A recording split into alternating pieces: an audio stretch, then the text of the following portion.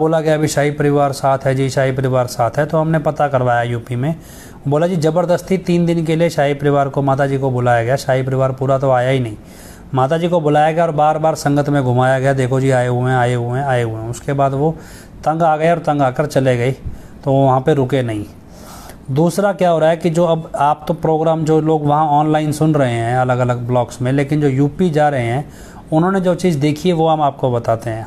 असल में क्या है कि उन्होंने देखा भी जहाँ जैसे स्टेज के सामने माता जी का एक सोफ़ा रखा जाता था, आपने नोटिस किया हो भी, माता जी का सोफ़ा रखा जाता था। अब उस सोफ़े की जगह हनीप्रीत की मदर का सोफ़ा रखा जाता है।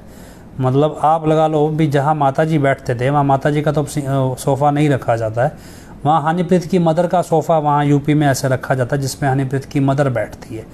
दूसरी तरफ क्या, जो हनीप्रीत है वो बहनों की तरफ ना बैठ के भाइयों की तरफ बैठती है। अब ये कौन सी नई मर्यादा सिखा रही है पता नहीं।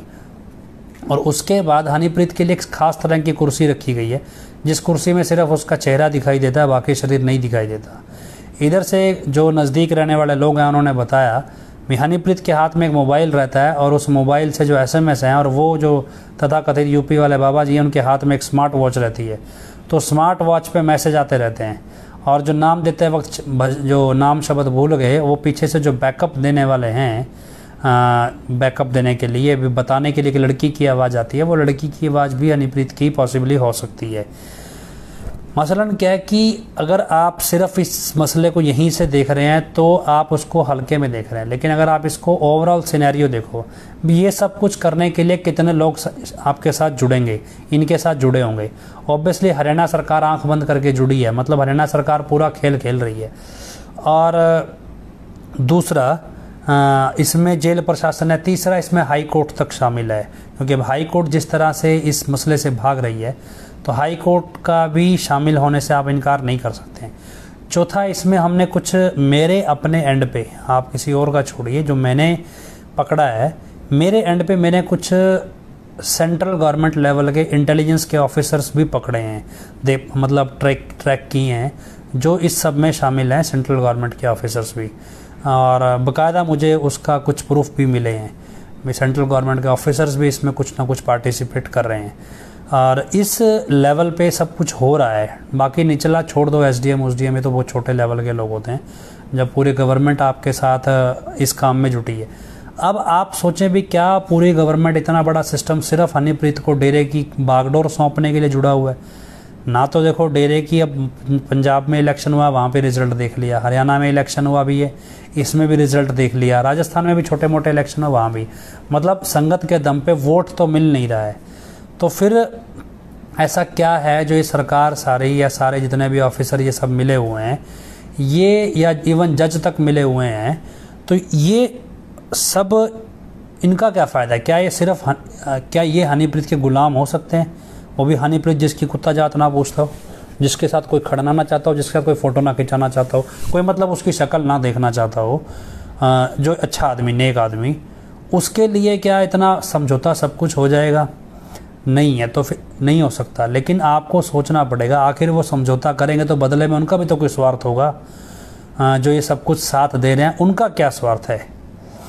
उनका स्वार्थ आपको समझना पड़ेगा कि उनका स्वार्थ आप लोगों का इस्तेमाल है। उनको मैनेजमेंट नहीं चाहिए, मैनेजमेंट के जरिए आम जनता चाहिए। वो जनता के वोट और नोट तो अलग चीज़ें हैं, लेकिन उस जनता को बेवकूफ़ बना के इस्तेमाल करना ऐसी जगहों पे जहां उनको मरने के लिए छोड़ दिया जाए, या उनके साथ जो भी गलत हो कोई फ़र्क नहीं पड़ता, कीड़े मकोड़े समझ के उनका इस्तेमाल करना, या हम पुलिस की भाषा में कहें तो स्लीपर सेल बना के इस्तेमाल करना, ये सब पीछे का एजेंडा है। और ये एक तरह से एक इनडायरेक्ट वॉर कहते हैं इसे, मतलब पुलिस की भाषा में या इंटेलिजेंस की भाषा में, ये एक इनडायरेक्ट वॉर है, जिसमें क्या है कि आप एक लड़ाई लड़ रहे हैं, और लड़ाई लड़ रहे हैं, किसी भी तरह का आप संघर्ष कर रहे हैं, और संघर्ष मान लो 100 लोग आप मिलकर संघर्ष कर रहे हैं, तो एक इनडायरेक्ट वॉर ये है कि उन 100 में से 80 को आपस में लड़ा दिया जाए, और बाकी 20 से जो दुश्मन है वो लड़ लेगा, तो 80 आपस में लड़ा दिए जाएँ। तो यही जो है ये इनडायरेक्ट वॉर, ये एक तरह का इनडायरेक्ट वॉर है। और ये सिर्फ ऐसा नहीं कि डेरे की पिताजी के खिलाफ हो रहा है, ये सिर्फ पिताजी की पोजीशन या उनकी पहचान का इस्तेमाल करके देश के खिलाफ हो रहा है।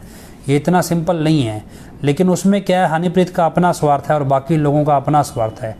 इसीलिए सिर्फ वो गुरगद्दी हासिल नहीं करने की रेस में दौड़ रहे, ये हनीप्रीत सिर्फ गुरुगद्दी को हथियाने के लिए नहीं दौड़ रही है, वो उसके पैरेलल डेरे की सारी सोच ख़त्म कर रही है।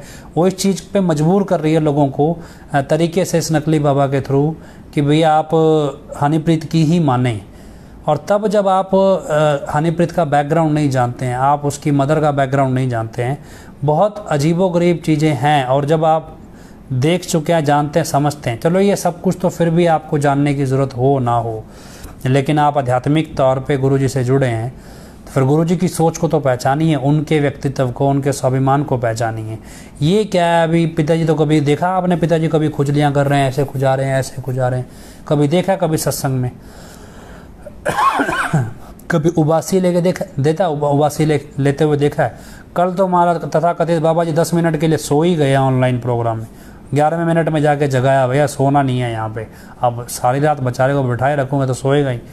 तो सो गए 10 मिनट के लिए, फिर उठाया तरीके से, भी सोना नहीं है। मतलब ये चीज़ें कहाँ ले जा रही हैं आपको, और करेंगे क्या आप इसके बाद?